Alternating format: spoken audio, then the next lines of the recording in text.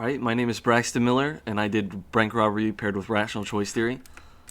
This is introduction to John Dillinger. Is what we're going to talk about.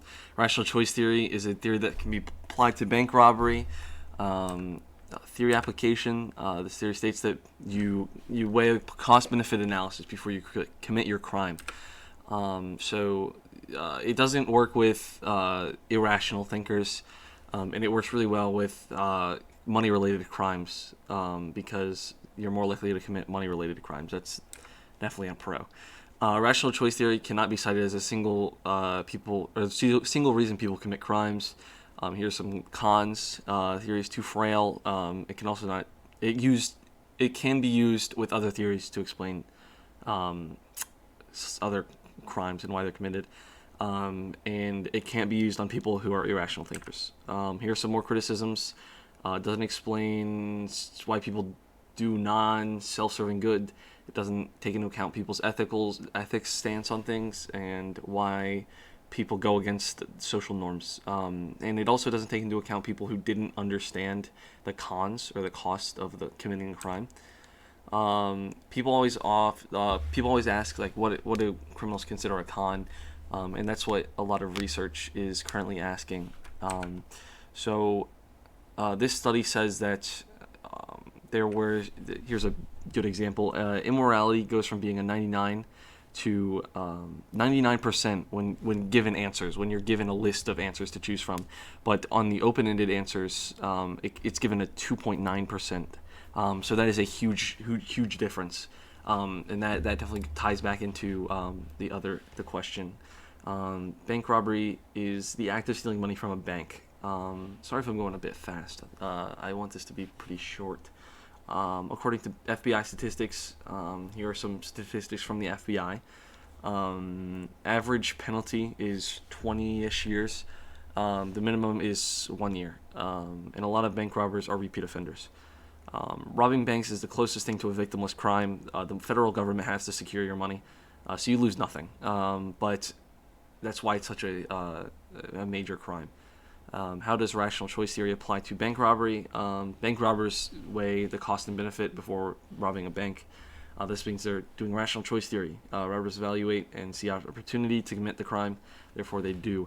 Here's a good example of rational choice theory. This is a great chart.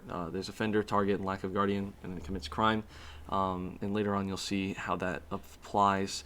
Here's some more statistics, and this increasing mandatory sentences caused a decrease in Canada, and deterrence for bank robbery. In the beginning of 2000, there were quite a few bank robberies. As a result, banks increased security. Here's what all they did. People who commit bank robberies do it because they see it as an easy way to get money. Over the last 20 years, bank robberies have been increasingly harder to do, ultimately decreasing bank robberies overall. Here's the other half of the chart. They took out the lack of a guardian because they added all of these things, which is guardian. So it deterred crime. And here's a good example of this. Bank robberies kind of hit high in '91, and then ever since 2000, they've just been going down relatively quickly. Profile of a robber.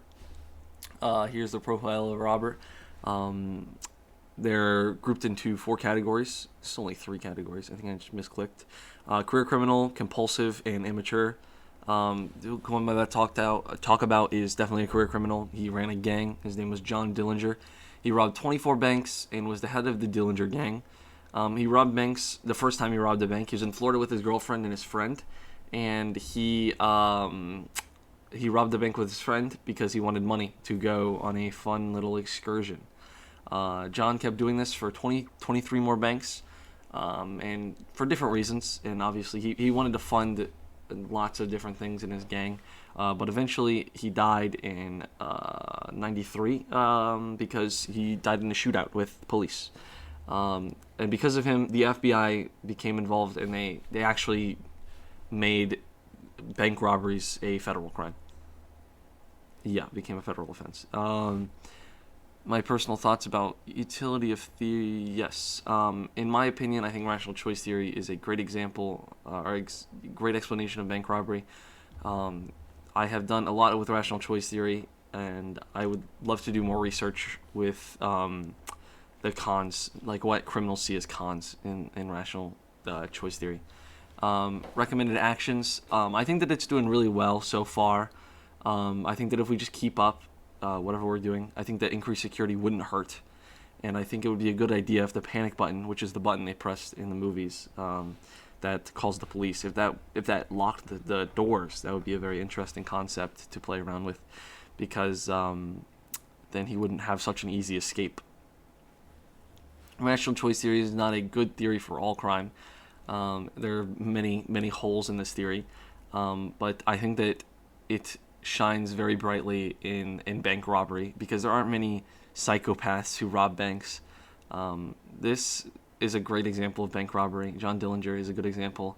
As a result of this work, there are many more deterrents in place. And now, due to the high risk factors involved in bank robberies, there are many less bank robberies. That is all. Thank you for watching.